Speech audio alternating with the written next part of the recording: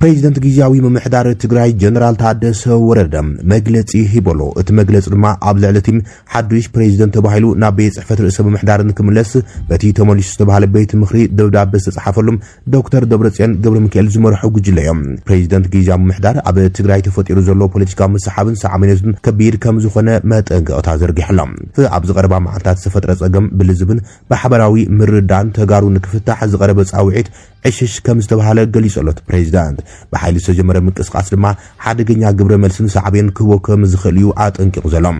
ተመሪፀ ዝብል ኣካል ሎሚ ሚያዝያ 30 2018 ዓ.ም ብናይ ጸጥታ ኣካላት ተሰንዮም ኣብ ኣዳራሽ ካቢኔ ጊዜያዊ ምምሕዳር ትግራይ ኣኼባ ከም ዝጀመረ እቲ ፕሬዚዳንት ተዛሪቦሎም። እሱ ግምቲ እዚ ንመጻኢ ሓሳይን ሓደገኛን መንገዲ ዝተጀመረሉ ዕለት ምዃኑ ብምሕባር ስልጣን ጊዜያዊ ምምሕዳር ብጉልበት ዝሕዝ ዘሎ ሓይልን ዝመጽእ ዝኾነ ይኹን ሰዓብን ሙሉእ ተሓታትነት ከም ዝከም ሌተናል ጀነራል ታደሰ ወረደ ብግልጽም ነቲ ዶክተር ደብረጽዮን ገብረ ሚካኤል ዝመርሖ ሓዱሽ ዝተኣሸም ጎናዊ መንግስቲ ብትሪ ኣጠንቂቖሎም። እዚ ኣብ መንጎ ጊዜያዊ ምምሕዳር ትግራይን ህወሓትን ተፈጢሩ ዘሎ ምስሓብ ኣብቲ ክልል ሓዱሽ ፖለቲካዊ ቅልውላው ከይስዕብ ድማ ዓብይ ስጋት ይፈጢር ዝርከብ። ሓዱሽ ፕሬዚደንት ተገይሩ ዝተሸመ ዶክተር ደብረጽዮን ገብረ ሚካኤል ፈላማይ ኣኺብኡ ኣብ ዘሳልጠሉ ድማ ነፈርቲ ውግእ ኢትዮጵያ ንሰማያት መቐለም ኣናዊፆን ኣርፊደን ኣለዋ። ብሕግን ሞራልን ተቐባልነት ከም ዘይብሉ ዝተገለጸን ቅድሚ 6 ዓመታት ተመሪጹም 5 ዓመታት ዕድሚኡ ዝኣኸሎ ብስምምዕነት ፕሪቶሪያ ድማ ዝፈረሰ ቤት ምኽሪ ብምጽዋዕ ፕሬዚደንት ተባሂሉ ዝተሸመ ዶክተር ደብረጽዮን ንቤት ጽሕፈት ርእሰ ምምሕዳር ትግራይ ምስዑ ጥቋቱ ተቋጻጺሩ ፈላማይ ኣኺቡ ኣካይደሎም። እዚ ሙቃም ጎናዊ መንግስቲ በዓል ዶክተር ደብረጽዮን ገብረ ሚካኤል ብወገን መንግስቲ ፌደራል ወግዓዊ ዝኾነ ግብረ መልሲ ኣይተዋሃበሉን ዘሎ። እዚ ሙቃም ጎናዊ መንግስቲ በዓል ዶክተር ደብረጽዮን ገብረ ሚካኤል ብወገን ኣዲስ አበባ ወግዓዊ ዝኾነ ግብረ መልሲ ኣይተዋሃበሉን ዘሎ። እቲ ኣብ ልዕሊኡ ዕልዋ ተኻይዱ ዘሎ ፕሬዚደንት ጊዜያዊ ምምሕዳር ትግራይ ጀነራል ታደሰ ወረደም ሽሑካ ካብ ስልጣኑ ከም ዘይለቅቕን እቲ ምንቅስቃስ ህወሓት ደው ከብሎም ክቃለስ ምዃኑ እናገለጸ እንትኾነም ነቲ ዶክተር ደብረጽዮን ገብረ ሚካኤል ናብ ቤት ጽሕፈቱ ጥሒሶም እንትኣትው ግን ዝገበረ ነገር የለን እዩ። ድሒር ግን መግለጺ መጠንቀቕታ ዘርጊሖሎም። ህወሓት ፕሬዚደንት ትግራይ ልሽሞት ምካዱ ምስቲ ብወገን መንግስቲ ፌደራል ሓይልታት ፖለቲካ ትግራይ ሕጋዊ ኣፍልጦ ዘሎም ፕሬዚደንት ጊዜያዊ ምምሕዳር ጀነራል ታደሰ ወረደን ትግራይ ክልተ ፕሬዚደንት ዘለዋ ኮይናላ። ኣብ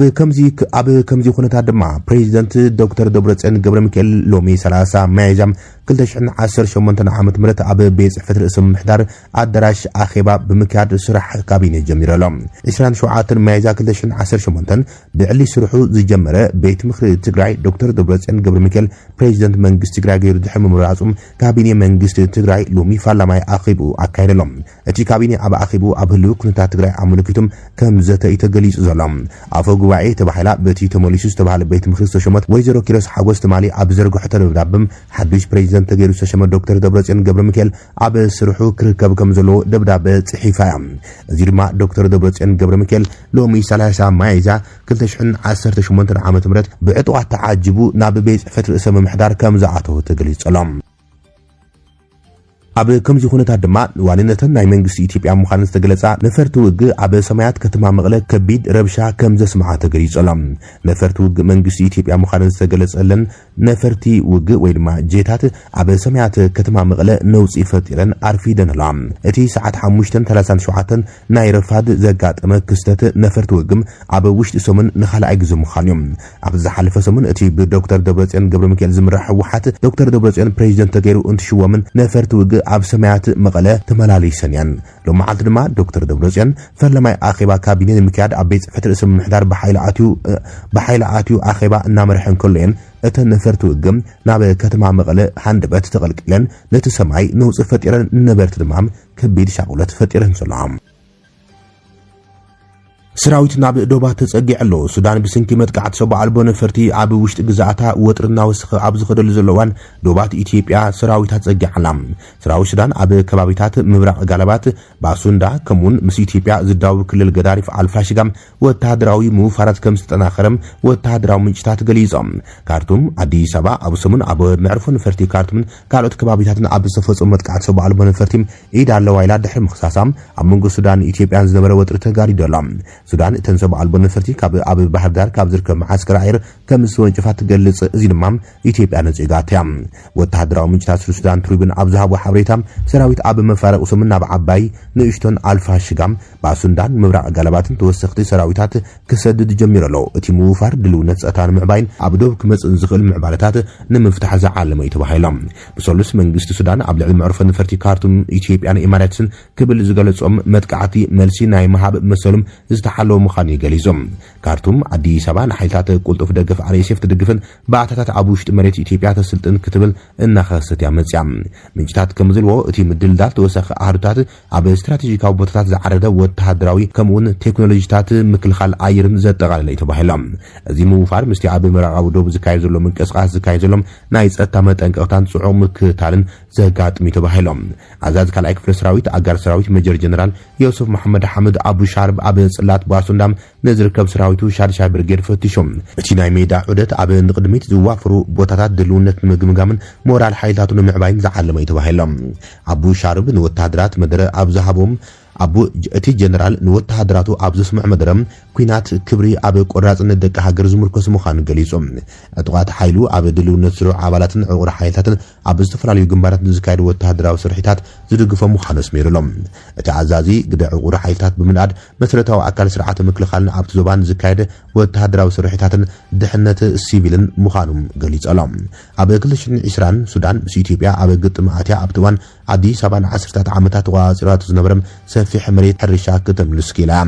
ሽፍታ ተባሂሉ ዝፍለጡ ምስ ኢትዮጵያን ዝተኣሰሩ ዕጡቃት ጉጅለታት በታሪክ ኣብ እዋን ዝናብ ንሓረስቶት ዕላማ ብምግባር ዝራእትን ጥሪትን ሱዳናውያን ይዘምት ነይሮም ይብል ጸብጻብ ሱዳን ትሪቡን እስራኤላውያን ኣብ አዲስ አበባ ምስጢራዊ ኣኼባ ከም ዘካየዱ ተገሊጾም ሶማሊላንድን ትካላት ንግዲ እስራኤልን ኣብ አዲስ አበባ ታሪኻዊ ዝተባሃለ ዘተ ኣካይዶም መራሕቲ ቢዝነስን ሰበስልጣንን ሶማሊላንድን እስራኤልን ኣብ አዲስ አበባ ኣብ መንጎ ክልቲኦም ወገናት ምትሕባር ንግድን ኢንቨስትመንትን ምጥንኻር ዝዓለመ ታሪኻዊ ኣኼባ ኣካይዶም ሚኒስትሪ ንግድን ቱሪዝምን ሶማሊላንድ ዝሓለፈ ሐሙስ ኣብ ዝርግሕ መግለጺ እቲ ኣኼባ ኣብ ምፍጣር ነዊሕ ጸንሕ ንግዳዊ ሽርክነት ኣብ ሓያሉ ስትራቴጂካዊ ጽላታት ቁጠባዊ ጽምዶም ኣብ ምስፋሕ ዘተኮረ ምዃኑ ገሊጾም እቲ ኣኼባ በአምባሳደር ሶማሊላንድ ኣብ እስራኤል ዶክተር መሐመድ ሐጂ ዝተዳለወ ኮይኖም በሚኒስትሪ ንግድን ቱሪዝምን ዓብድራህማን ሐሰን ኑር ዝምራሕ ልኡኽ መንግስቲ ሶማሊላንድ ዝተሳተፉሉ እዮም ብተወሳኺ ኣመሓዳሪ ባንኪ ሶማሊላንድ ዓብድናስር ኣሕመድ ሄርሲም ዋና ዳይሬክተር ሃገራዊ ኤጀንሲ መድሕንን ዓብዲ ሳላን መሐመድ ማሕሙድ ቡሲም ከምኡን ኣብ መንበር ቤት ምክሪ ንግዲ ሶማሊላንድ ጀማል አይድ ኢብራሂም ዝምራሕ ወከልቲ ንግዲዮም ኣብ አዲስ አበባ ተሳቲፎም ዘሎም እስራኤላውያን ተሳትፉ ድማ ምክትል ኣምባሳደር እስራኤል ኣብ ኢትዮጵያ ካልኦት ዲፕሎማስያት ከምኡን ኣምባሳደር እስራኤል ኣብ ሶማሊላንድ ሚካኤል ሎቶም ዝርከቦም ኮይኖም ኣብቲ ዘተ ብቨርቹዋል ዝተጸምበሩ ነይሮም እዮም ሚኒስትሪ ንግዲ ሶማሊላንድ ኣብ ዘውፅኦ መግለጺ ኣብቲ ኣኼባ ኣብ ሕርሻ ጸዓት ቴክኖሎጂን ትሕተ ቅርጺ ፋይናንሳዊ ስርዓትን ክንክን ጥዕናን ሓዊሱ ኣብ ወሰንቲ ቁጠባዊ ዓውድታት ምትሕባርን ምጥንኻር ዝዓለሙ መደባት ዘራሪብናልና ኢሎም ብመሰረት እቲ ሚኒስትሪ ንግዲ ሶማሊላንድ ዝዘርግሖ ዜናም ጂኦግራፊያዊ ኣቀማምጣ ሶማሊላንድ ኣብ ውሽመጥ ዓደን ዘለዋ ስትራቴጂካዊ ኣገዳስነት ተጉሊሁም ኣብቲ ሃገር ዘሎ ናይ ኢንቨስትመንት ዕድላት ድማ ንግድን ኣስፊርዮም መንግስቲ ሶማሊላንድ ኣብ ሪፐብሊክ ሶማሊላንድ ወፍሪ ክገብርን ንግዲ ከካይድን ዝደልዩ ዝኾኑ ይኹኑ ኣፈርቲ ኩባንያት ምቕባል ድልው ይብል እቲ ሚኒስትሪ ወሲኹ ካብ ክልቲኡ ወገናት ዝመፁ ወከልቲ ንግዲ ዘተክቕፅሉን ኣብ መንጎ ሶማሊላንድን እስራኤል ናይ ነዊሕ እዋን ቁጠባዊ ምትሕጋዝ መድረኽ ንምቋም ክሰርሑን ተሰማሚዖም እዚ ዝርብ እስራኤል ኣብ ታሕሳስ 2025 ንሶማሊላንድ ኣፍልጦ ድሕሪ ምሃባም ኣብ መንጎ ሶማሊላንድን እስራኤልን ዲፕሎማስያውን ንግዳውን ጽምዶ እናዓበየ ኣብ ዝኸደሉ ዘሎ እዋን እዩ ዝካየድ ዘሎ እዚ ክምቲ እዚ ድማ እግራዊ ኣልቦም ናብቲ ስትራቴጂካዊ ዞባ ቀይሕ ባሕሪ ዝስሕብ ኮይነሎም ኣብ 1991 መንግስቲ ላውነታ ዝዓወጀ ሶማሊላንድ ካብ ሽዑ ጀሚራ ሰፊሕ እግራዊ ኣፍልጦ እናደለየት ናይ ገዛ ርእሳ ምሕደራም ሓይልታት ጸጥታ መንግስትን ትካላትን ዓቂባ ትቕጽል ዘላ መርኣያ ዲሞክራሲ እናተባሃለት ሃገር ዘይኮነት ግን ድማ ከም ሃገር እትዋሳእ ግዝኣት እያ حبرات عرب إماراتس مس إثيوبيا زلوا ركب كتبت ግብጽ ጸዊዓ ፕሬዚደንት ግብጽ ዓብዱል ፈታህ አልሲሲ ንዕላዊ ዑደት ስራሕ ሕብራት ኢሚሬትስ ዓረብ ኢሚሬትስ ከም ዝተጓዓዘ ተገሊጾም ፕሬዚደንት ዓብዱል ፈታህ ናብ አቡዳቢ ምሳቶም ብሼኽ ካሊድ ቢን መሐመድ ቢን ዛይድ አቀባብላ ተገይሩሎም ሕብራት ኢሚሬትስ ዓረብን ኢትዮጵያን ኣብ ልዕሊ ኣቦ ወንበር ላዕለዋይ ቤት ምክሪ ሱዳን ጀነራል ዓብዱል ፈታህ አልቡርሃን ብሰብዓ አልቦ ነፈርቲም ዝተፈጸመ መጥቃዕቲ ከም ዝተዘራረባ ዝተገልጸ ኮይኖም ሱዳን ብድሕሪ መጥቃዕቲ ኢድ ክልቲና ሃገራት ኣለዎ ክትብል ከም ዘኽሰሰት ዝፍለጥ እዮም አልቡርሃን ኢትዮጵያን ዓረብ ኤሚሬትስን ኣብ ጎኒ RSF ሰልሰሊፈን ይወጋን ለዋ ዝበለ ኮይኖም ብፍላይ ኢትዮጵያ ኣብ ቤንሻንጉል ጉሙዝ ማእከል መሰልጠኒ RSF ከፊታ ካብ ምስልጣን ብዝተገረም ነፈርታውን ካብ ባህር ዳር ናተን ዓላም ይድብድባ ከም ዘለዋ ይገልጾም እዚ ገለልተኛ አካላቱን ብምስሊ አደጊፎም እናውጽወም ተራዮም ኣብ ዝሓለፈ 5 ወርሕ ማለቱን ካብ ታሕሳስ 2018 ክሳብ ማይዛ 2018 ላሊ 146 ጥሩጥራት ናይ ጽዕነት በረራታት ካብ ሕብራት ኤሚሬትስ ዓረብ ናብ ኢትዮጵያ ተመዝጊቦም ዘነፈርቲ መጓዓዝያ ሓይል ኣየር ኤሚሬት ሓዊስም ብተደጋጋሚ ኣብ ምዕሩፍ ነፈርቲ ባህር ዳርን ሓረር ሜዳ ደብረ ዘይትን ከም ዝዓለባት ተንተንቲ ስትራቴጂክ ሳተላይትን ምክታል በረራታት መረዳእታትን ብምጥቃስ ገሊጾም ወሃብ ቃል ወተሃደራዊ ሱዳን ኣብ ቀረባውን ኣብ ዝሃብ መግለጺ እተን ካብ ምዕሩፍ ነፈርቲ ባህር ዳር ንካርቱም ካልእ ክፋላት ሱዳን ዘጥቃዓሰቡ ኣልቦ ነፈርቲ ብቱርኪ ዝተሰርሓ ብኤሚሬት ዝውነና ባይራክታር ኣኪንች ዝበሃላም ሰብዓ ኣልቦ ነፈርቲ ምዃንን እዘን ሰብዓ ኣልቦ ነፈርቲ እዚ በዘናይ ጽዕነት በረራታት ኣቢለን ናብ ኢትዮጵያ ከም ዝኣተዋ ተገሊጾም ሰራዊት ሱዳን ውን ንባህር ዳር ምፍራሕ ጀሚሮሎም መንግስቲ ኢትዮጵያ ብግድኡ አልቡርሃን ምስዑ ጥቃት ህወሓት ኮይኑ ክወጋኒ ይዳለሎ ክብል ክስ ዘቕርብ ዘሎ ግብጺ ኤርትራን ብህወሓት ዝምራሕ ሓይልን ጥምረት ፈጢሮም ንዓብይ ዝመርሑ መንግስቲ ኢትዮጵያ ስጋት ኮይኖም ምህላዎም ቀርኒ አፍሪካ ብቅርበት ዝካተሉ ተንተንቲ ፖለቲካ ዝገልጾም ፕሬዚደንት ግብጺ አብዱልፈታህ አልሲሲ ናብ ኤሚሬትስ ዓረብ ዘምርሑሉ ምኽንያት ድማ ገንዘባዊ ደገፍ ንምድላይ ኢትዮጵያን ግብጽን ብዛዕባ ኣጠቓቅማ ኣባይ ብሽምጋልነት ኣሜሪካም ይካይድ ኣብ ዘሎ ድርድር አቡዳቢ ምስ ግብጺ ክትውግን ንምእማን ኢትዮጵያ ኣብ ጉዳይ ቀይሕ ባሕሪ እተልዕሎ ሕቶ ኤሚሬትስ ዓረብ ቅቡል ከይትገብር ንሪፐብሊክ ሶማሊላንድ ኣፍሪቃ ከይትብ ንሱዳን ሊብያ ጋዛን ሶርያን እትገብሮ ሰብኣዊ ሓገዝ ዝያዳ ክትሕይል ንምሕታት ምዃኑ ተገሊጹ ዘሎ